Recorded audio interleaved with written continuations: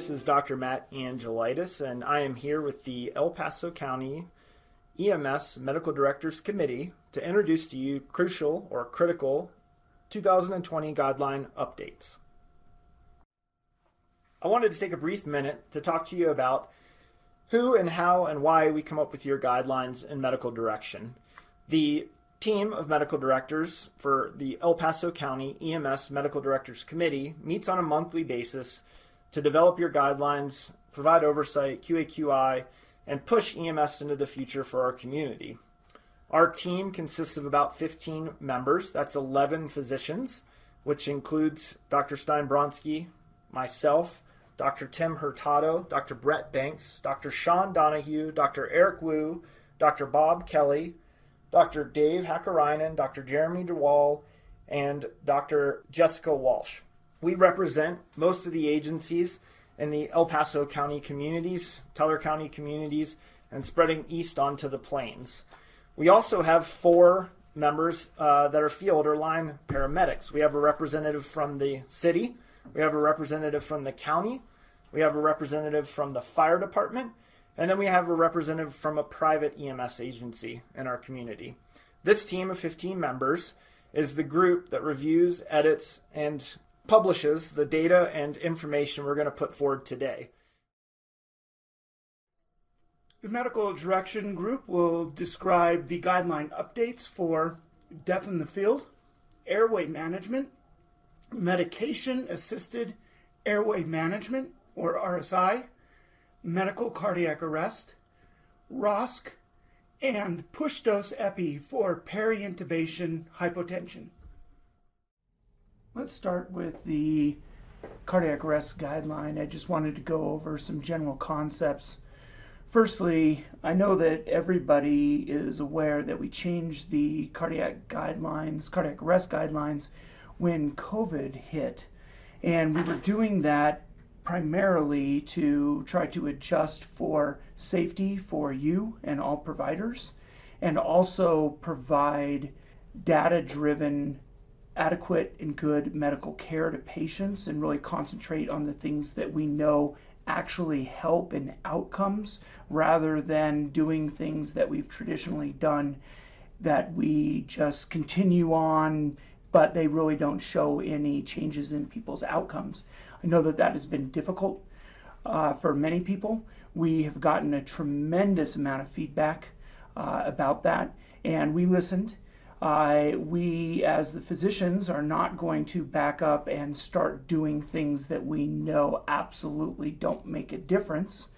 But we listened to operationally how people felt as though there needed to be changes in order to adequately assess people and to decide on, for instance, times of termination.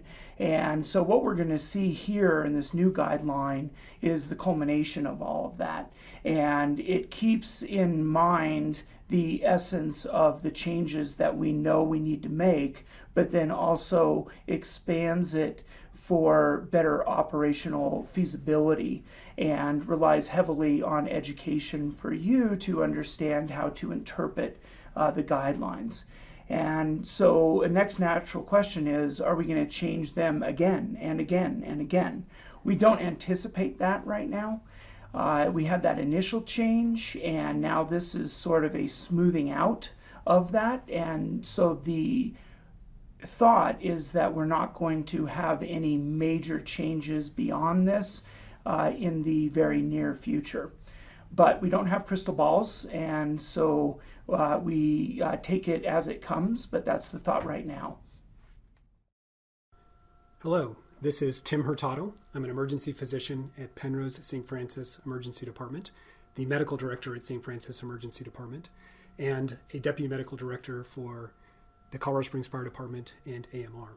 I am also the medical director for many of the agencies in the northern part of El Paso County, as well as Search and Rescue and Cascade Fire Department. Today, I am here to talk to you about medications in cardiac arrest, and specifically about the changes that we on the Medical Director Committee have decided to implement in the latest round of guidelines.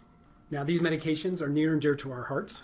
For many of us who have been in EMS or in emergency medicine for some time, These are kind of the mainstay of our cardiac arrest resuscitation interventions. We're all used to frequently initiating our resuscitation with airway management, breathing, and then circulatory management, primarily comprised of CPR and then medication support.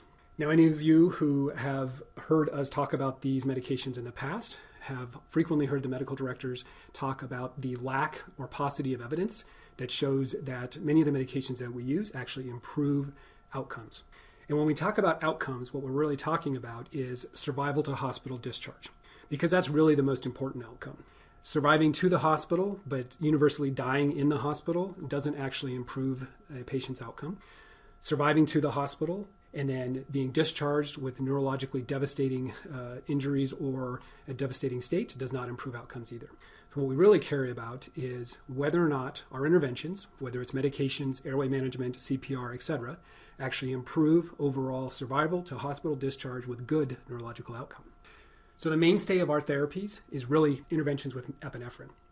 Now, epinephrine has been used for a very long time, as we all know. And the thought process behind this is that it's an adrenergic agonist, which should improve cardiac contractility and vasomotor tone. And indeed, you have a higher incidence of return of spontaneous circulation with the use of epinephrine in cardiac arrest. However, there is very, very little data to show that it actually improves good neurological intact survival to hospital discharge. It may improve return of spontaneous circulation, and more people may actually make it to the emergency department, but the evidence really shows that it does not improve survival to hospital discharge, which is really the metrics that we would like to measure.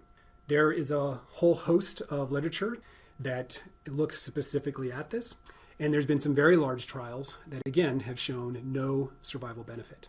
So with that in mind, we have decided to focus on not epinephrine as a medication, but good quality CPR and early defibrillation, which has great evidence to show increased survival to hospital discharge. Similarly, when we look at other medications, specifically amiodarone, the evidence does not show that it is providing improved survival to hospital discharge. And in fact, the evidence would suggest that it actually may be harmful. The American Heart Association has addressed each of these, and when you look specifically at their recommendations, they oftentimes use language that hedges, may be beneficial, may improve outcomes. But they have not come out and specifically said that these medications will definitely improve outcomes, and they are very clear that the literature suggests that they actually may be harmful. As such, the Medical Director Committee has decided to remove these medications for out-of-hospital cardiac arrest in favor of focusing on good quality CPR and early defibrillation as the primary evidence-based intervention to improve not only return of spontaneous circulation, but discharge with neurologically intact survival. Moving forward, it is unlikely, unless there is a significant study that comes forth, that we will return these medications back into the guidelines. These changes were not made specifically because of COVID. In fact, we have been talking about making these changes for many months and years now. COVID was the spark that kind of lit the fire to change this, just because of our desire to protect our pre-hospital providers.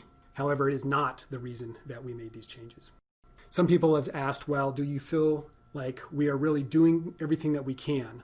And in fact, the answer to that is yes, because as we move forward, we're focusing on evidence-based medicine, what makes the most sense for the resources that we have to improve survival of our constituents and our patients to hospital discharge with good neurological outcome. Hey there, this is Dr. Wu with the El Paso County EMS Medical Directors Committee. My background is that I was a flight physician during residency. I completed an EMS fellowship at Denver Health from 2017 to 2018. And finally, I'm one of the current medical directors at Strathmore Hills Fire Department. On this slide, we're going to be talking about the rest of the changes to the adult cardiac arrest guideline. Now, if there's obvious death, there's no reason to initiate resuscitation. But if not, we move to the first decision rule. This rule is called the Bokuto criteria. It is composed of 3 specific criteria. Number 1, if this was an unwitnessed arrest. Number 2, if they are older than 73 years old. And finally, if they are not in a shockable rhythm. If you meet all 3 of these criteria, then we would say to consider discontinuing compressions at this time. This Bokuto criteria was derived out of a study done in Japan where they examined these patients. What they found is that if all three of these criteria were present, the patient would have a greater than 99% chance of a poor neurological outcome. This was further confirmed in a North America study where they looked at the data set of North American patients, and they found very similar results where greater than 99% of these patients would have a poor neurological outcome. Now, if the patient doesn't meet the Bokuto criteria, then you would go on to the next step to determine whether or not the patient is in a shockable versus non-shockable rhythm. Regardless of whether the patient is shockable versus non-shockable, you do need to cover the patient's airway and face as soon as possible. So the barrier devices could include things like a plastic sheet or something like a surgical mask. You would start your compressions for 2 minutes, and if they were shockable, obviously you would deliver a shock as appropriate. We would recommend initially starting with passive oxygenation at 8 liters for 3 cycles total. And this came out of a study looking at the differences between passive oxygenation and positive pressure ventilation. And in that particular study, it was specifically designed for 3 cycles. Now, how you deliver the passive oxygenation just depends on what you have in place. If you have an I-gel in place, you can deliver it through the oxygen port. Or if you don't, you can put on a non-rebreather mask with an OPA or an MPA to keep the airway open and deliver passive oxygenation through that route. Now, after the 3 cycles are complete, we would then recommend moving forward with providing some type of a positive pressure ventilation. Again, depending on what you have in place, it could be either a supraglottic airway, an endotracheal tube, or through a BVM. Studies seem to indicate that there is little to no difference between a supraglottic airway or an endotracheal tube, so if you have the I-gel in place already, we would recommend continuing with that.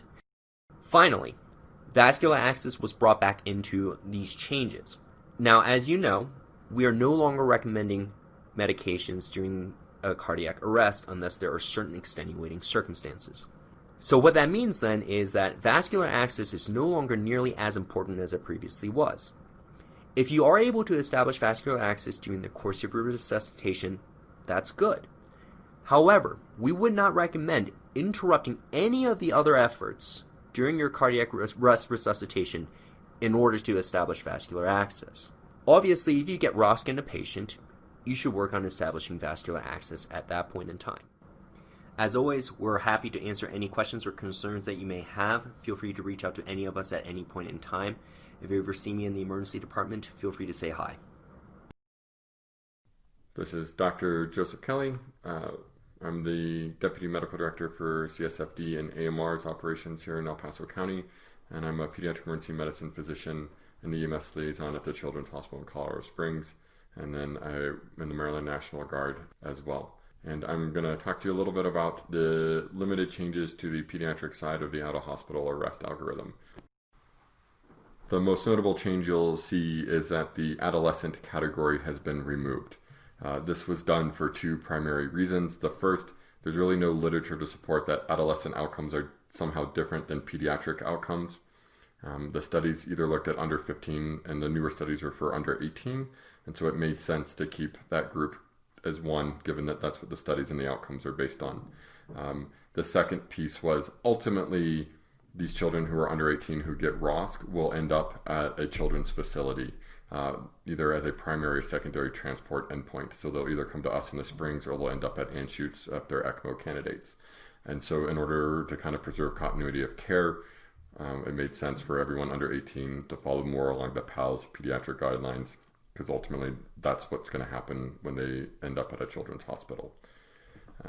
The next thing you'll notice, it's not really a change, but it's different from the adult changes. It's a conspicuous non-change, is that the time of resuscitation and the number of rounds before recommending evaluation for termination is 20 minutes. And this is based on the pediatric literature, which really looks at the cut point for poor neurologic outpoints occurring after 3 rounds of epi or up to 31 minutes of resuscitation of CPR. And so we thought it was important to leave a longer amount of time of resuscitation. The other piece that goes with this is that in pediatrics, there's a smaller distinction in outcome based on rhythm. So the overwhelming majority of pediatric arrest are asystole or PEA, with a very tiny number of those being shockable rhythms. And so in the literature, there's not a big divergence between shockable and non-shockable outcomes overall. And importantly, PEA is actually associated with better outcomes, much closer to those of shockable rhythms versus asystole. And the thought in pediatrics is that PEA is likely a low perfusion rhythm that we're just not able to detect easily. But that if you put in an arterial line in these kids, you might actually see some perfusion in what we would otherwise see as PEA. And so that's the reason why we are working these kids longer and giving them a more generous kind of opportunity before recommending consideration of termination. As always, these are guidelines, these are recommendations. Circumstances may dictate either working patients longer or beyond those points or less time. And so we wanted to make sure you still have that flexibility even with children.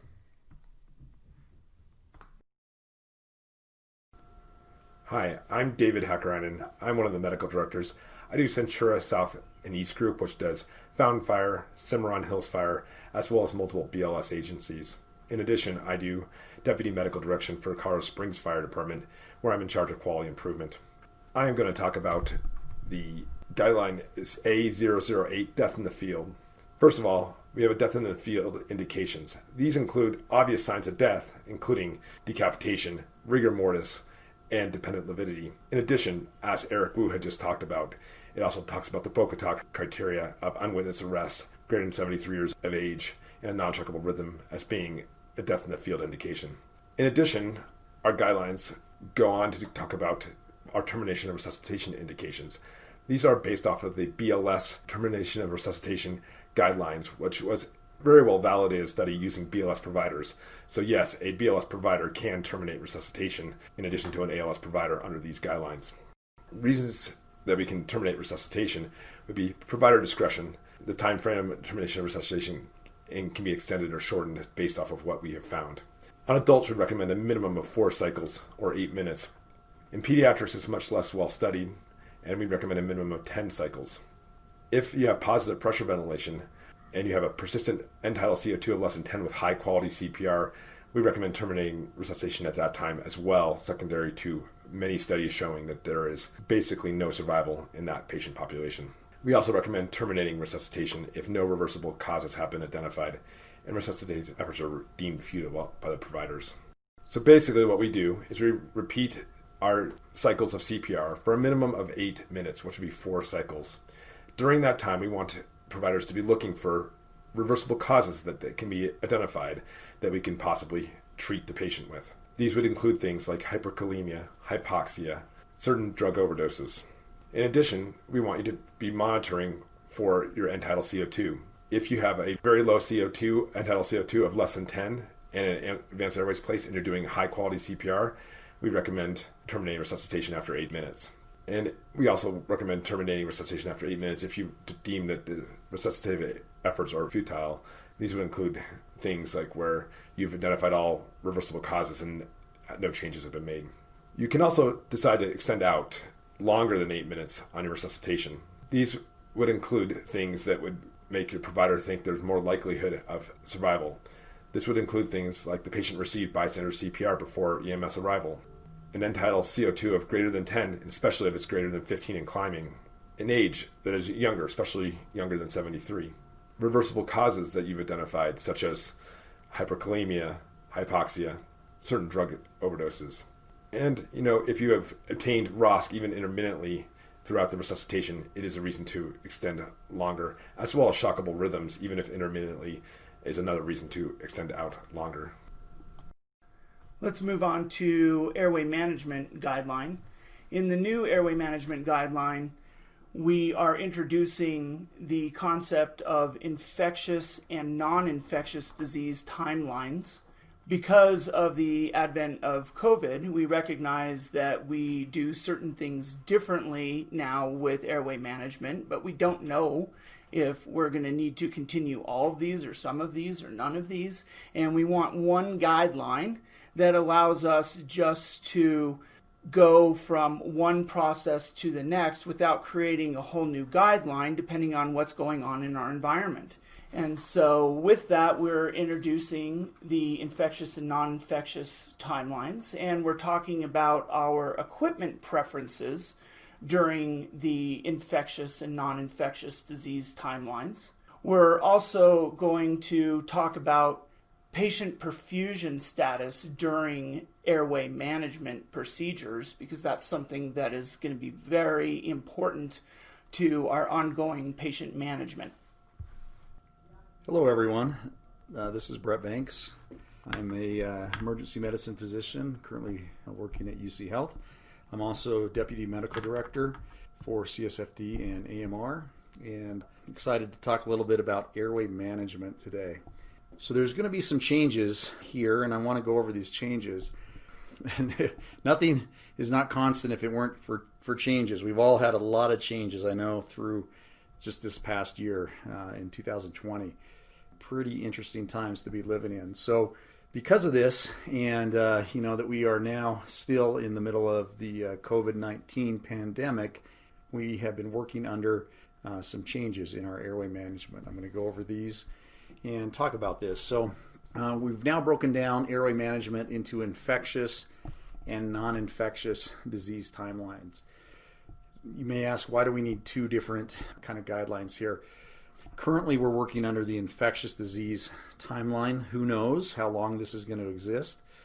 Hopefully, we can get back to our usual way of life, and we're not going to have to work under this, but we don't know at this time. And so we've divided this up into two different guidelines here. And so who makes this decision that under which guideline you use is the medical directors. So us as your medical directors are going to be very clear at what time and when you should be using which timeline. And so yes, for now and right now we're working under the infectious disease preference guidelines here. Hopefully, like I said, we can get back to our normal way of life and not have to do this, but this is going to be a big change for a lot of us and how we were trained. So make sure you're familiar with these guidelines. So why are we doing this? This is for your safety utmost. We're trying to, make you as the provider in the safest position as possible. And so this is not to limit skills or tie your hands at certain procedures. This is for your safety and those around you. And so let's just go briefly over the infectious disease preference here. So in all situations, the number one airway tool that we want to go to is the iGel with a viral filter. Right now we have the viral filters. I think all providers here have access to them. So that is the number one resource. Why? Because you can throw that iGel in. The viral filter will filter out any viral matter, and it will keep you safe. The iGel's fast, and you don't have to get right up into the patient's face and limit your exposure to that. So that's our first choice. If you don't have a viral filter, then you need to use some kind of barrier device. And these are kind of changing, whether it's the boxes, you're covering the patient with some sort of material, something to limit that viral spread. And then if you don't have a barrier device, then we want to go to a video intubation with a viral filter. And then if you don't have any viral filters at all, then just intubate like our old guidelines.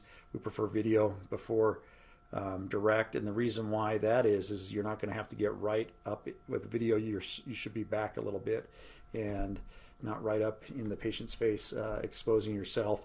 But if your video is not working with this, then we want to go to an iGel. And so you'll actually see in this management that there's not a direct intubation, and this is for a reason, and that's for your safety. And so let's just run through that real quick again. So it's iGel with a viral filter. If you don't have that, iGel with a barrier device. Video with a filter, video with a barrier device, and then video or iGel. There's no direct intubation in the infectious disease period. Okay, so just run through that. Again, you want to be familiar with direct intubation. because things may change. And let's just go over that right now. So back, and hopefully how we'll get in the future again, is back into our non-infectious disease preference. And so with this, we're going to want to run with the, if you have a respiratory arrest, you want to do IGL or VL intubation and then DL. Cardiac arrest, remember, we want that passive oxygenation. We want the IGL first for at least 3 cycles. If the IGL is failing for some reason, then video, and then direct. And then on an arrest that you get ROSC, you can leave the IGL in. However, if the IGL is not working or failing for some reason, then video or direct would be our preferences here. So go over this infectious disease guidelines. Again, it's basically IGLs, video laryngoscopy, filters first, and if you don't have a filter barrier device. Now, we've noticed we still have had a lot of people being intubated during cardiac arrest, even in these times here. We would prefer an IGL unless it fails. And so we're seeing very low failure rate in the IGL. I think we're at like 98% since we've instituted the IGL for it working correctly. And then just realize things when you bring the patient to the hospital, they may exchange that IGL for and intubate the patient. But at the hospital, they have some different barrier devices and things. And again, this is for your safety. So again, if you have any questions or concerns, please feel free to reach out to us. And thank you, and stay safe out there. Hi, this is Matt Angelitis, and I wanted to talk about our updates to the medication-assisted airway management guidelines. So why medication-assisted airway management and not rapid sequence intubation? Well, the concept is we don't want to do anything rapidly when we're taking over a patient's airway. We want to do it in a controlled, assisted, safe manner. And so I'm going to highlight a few things that we're going to focus on over the next year or so as it relates to our medication-assisted airway management. And that is that we want to optimize our patients before intubation. We want a good blood pressure, a good pulse ox, and all of our equipment ready to perform the procedure before we get started. So we're going to focus on some new tools that we're adding to your toolbox to assist you with managing airways with medication. As mentioned in the previous medication-assisted airway management slide, we are adding some tools to your toolbox to optimize our patients for the peri-intubation period. Our goal is to decrease hypotension before, during, and after intubation to avoid peri-intubation cardiac arrest. In addition to a fluid bolus, we're adding in an epinephrine infusion and expanding our epinephrine medication card to include this indication. The goal would be to optimize our patient's blood pressure or prevent hypoperfusion during intubation. We're trying to obtain a blood pressure greater than 90, an end-tidal CO2 greater than 30, and a mean arterial pressure greater than 60. In those patients who don't meet these parameters and are requiring intubation, we recommend that you infuse epinephrine. That would be 1 milligram in a liter of normal saline hung to a drip chamber wide open. And this will run before, during, and after intubation in our hypotensive patients. Hi, my name is Jessica Walsh. I'm an emergency medicine physician at Evans Army Community Hospital. I currently serve as the medical director for Fort Carson Fire and EMS. I started my career as an EMT and then as a paramedic prior to going to medical school. I then completed my residency in emergency medicine where I worked as the assistant medical director for the local flight service. After residency, I joined the Army and was assigned to the 4th Combat Aviation Brigade where I worked as the flight surgeon for the medevac. Today I'm going to talk to you about epinephrine. We have a few new changes to this guideline. The first is the added indication for peri-advanced airway hypoperfusion. Many of the patients that we are intubating, both for medical and for trauma patients, are unstable prior to intubation. These patients frequently have blood pressures less than 90, end-tidal CO2 of less than 30, and MAPS of less than 60. Our goal is to try to stabilize these patients prior to managing their airway.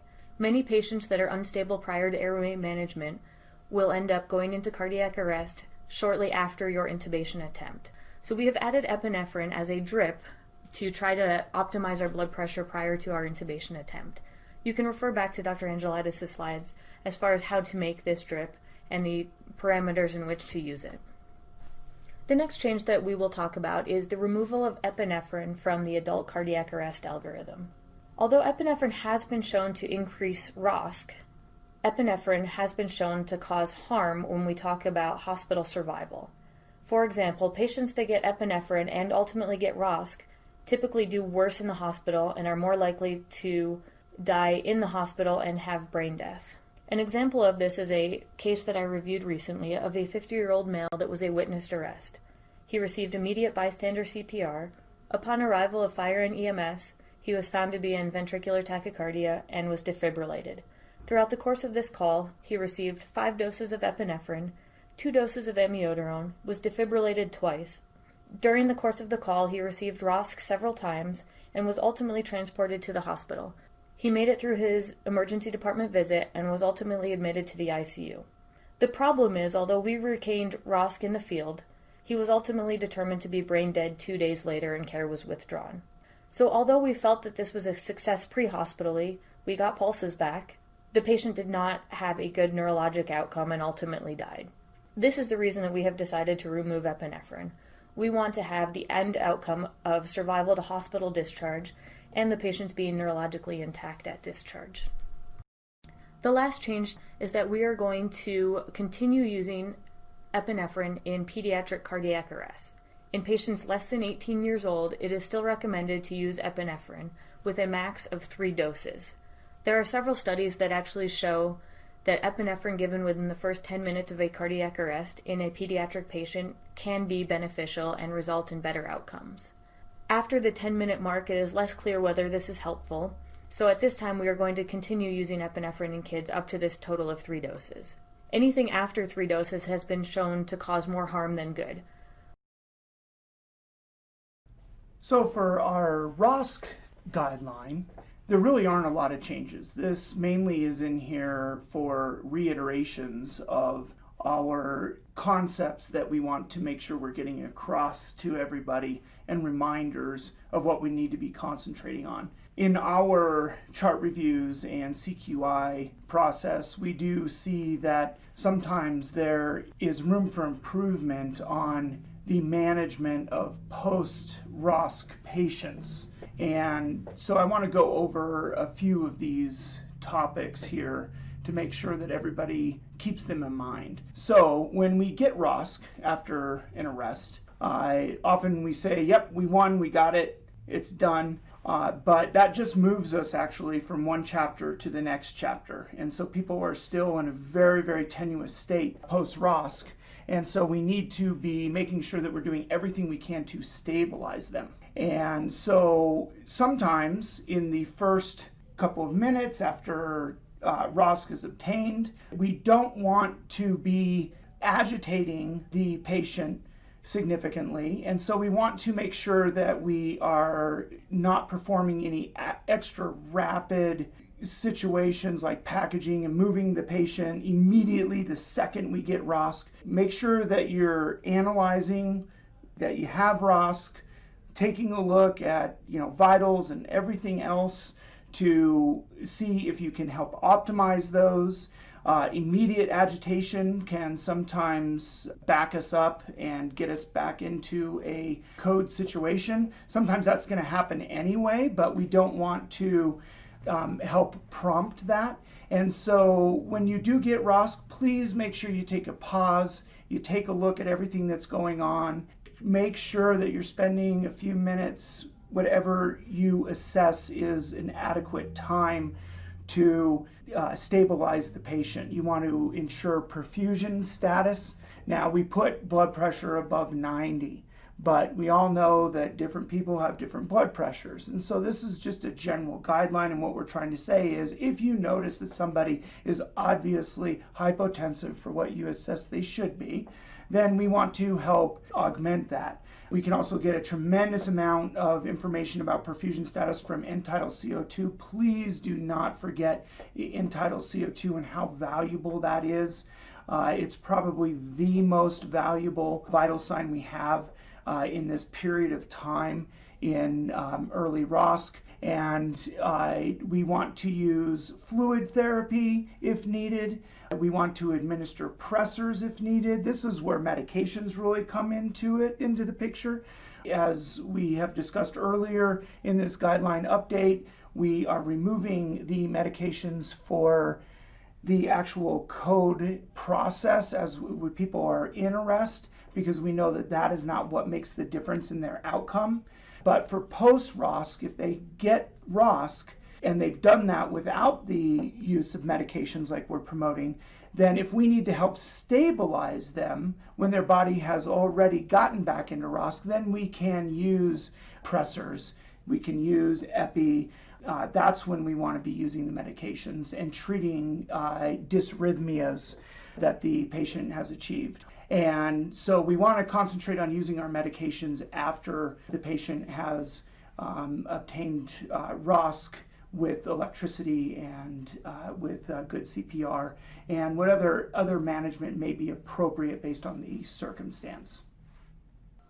Hey everyone, this is Jamie McConaughey, Battalion Chief for the Colorado Springs Fire Department's Medical Division. I also serve as the chair for the El Paso County EMS Medical Director Committee. I work hand in hand with Kim Schallenberger from Plains to Peak RETAC, who serves as the secretary of the committee. Kim and I work together collectively to help with the medical directors, organization, administration, moving them forward to making these decisions for our community. It's one of the most rewarding things I get to be a part of. I hope that everyone's enjoyed the broadcast today, and if you have any questions, make sure to move those up through your chain of command for your local agency. Again, thanks everybody for your participation.